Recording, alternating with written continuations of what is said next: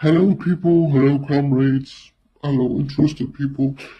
I intended to do another video today on Instagram as well as on YouTube, as I do always, on what the dictatorship of the proletariat really means.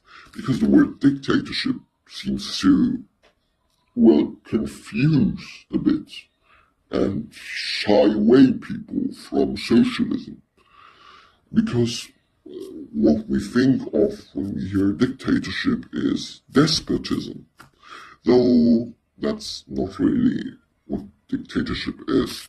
Because if we read Lenin or Marx and Engels' Communist Manifesto, or even a critique of the Gotha program, we see that he meant entirely different things than what we imagine when we hear dictatorship.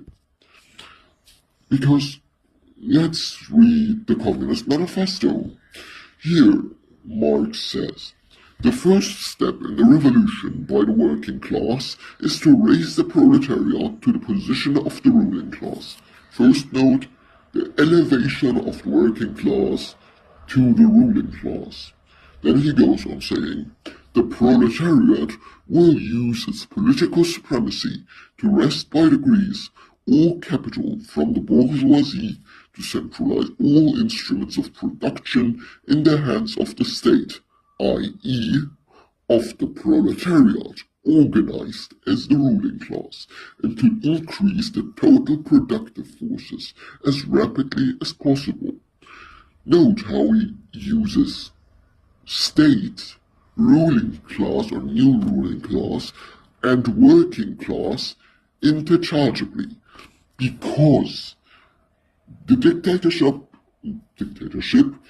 of the proletariat in his conceptions means the elevation of the entirety of the working class to the ruling class, organized into what he calls a state.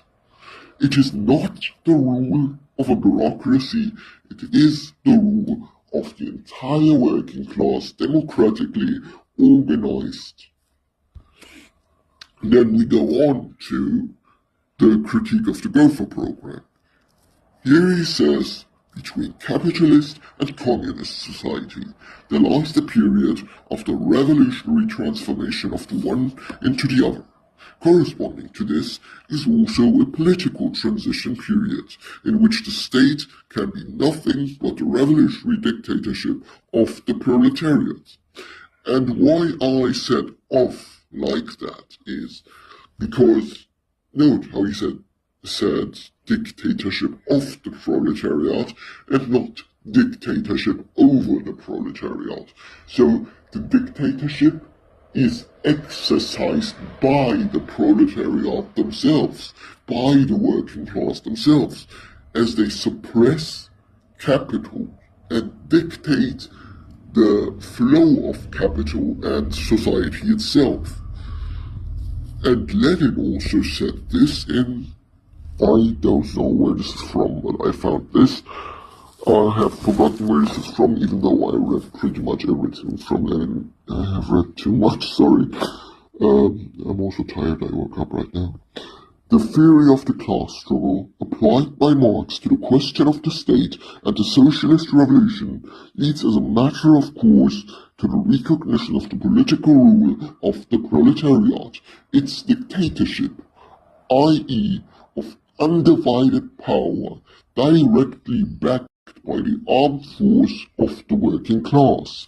The overthrow of the bourgeoisie can be achieved only by the proletariat becoming the ruling class itself, capable of crushing the inevitable and desperate resistance of the bourgeoisie, and of organizing all the working and exploited people for the new economic system.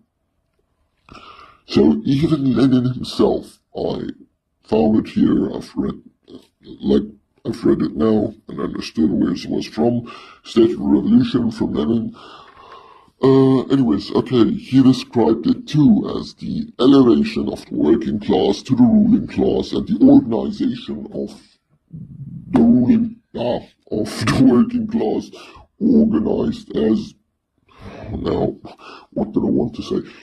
The elevation of the working class into the ruling class organized as the state.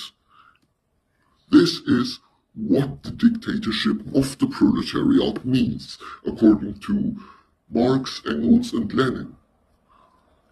Dictatorship in this context, or dictatorship of the proletariat in this context, means rule by the proletariat, as dictatorship translates to rule by or of the proletariat. In Marx's usage, dictatorships refer not to tyrannies by an individual, but rather to the rule of the working class, the majority, as opposed to the rule of capital, which is the exploiting minority. It is inherently revolutionary, and this organization into what he calls a state, but is essentially just working class organization, not a bureaucratic state, is revolutionary and transitional and, well, necessary, as statelessness in the sense of anarchy or in the sense of governmentlessness cannot work directly, because governmentlessness can only work if the entire world, all of the world, would be communist. But that's not the case. If you're surrounded by capitalist, imperialist, colonialist forces, you cannot defend yourself without a state.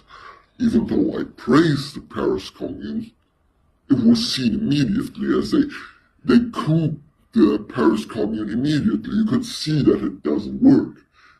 However, what the state in Marx's conception and in Lenin's conception means is not a bureaucratic apparatus.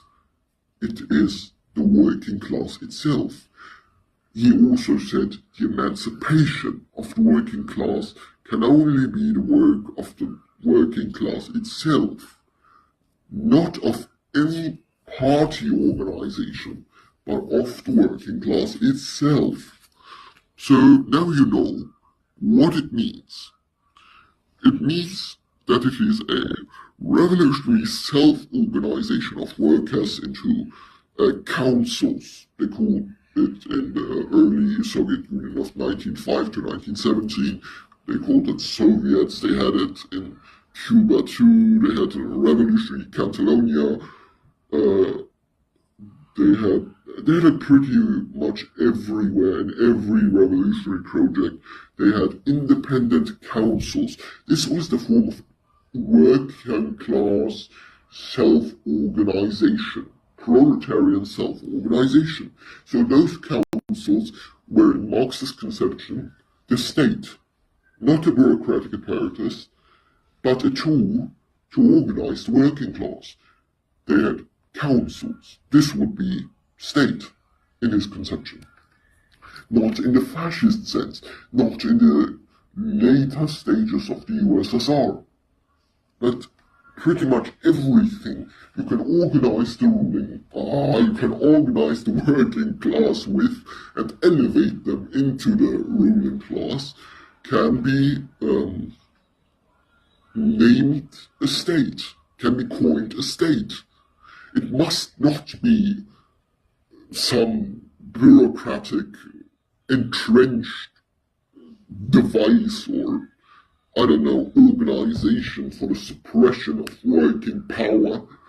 It must be the exact opposite of that. It must be the purest expression of working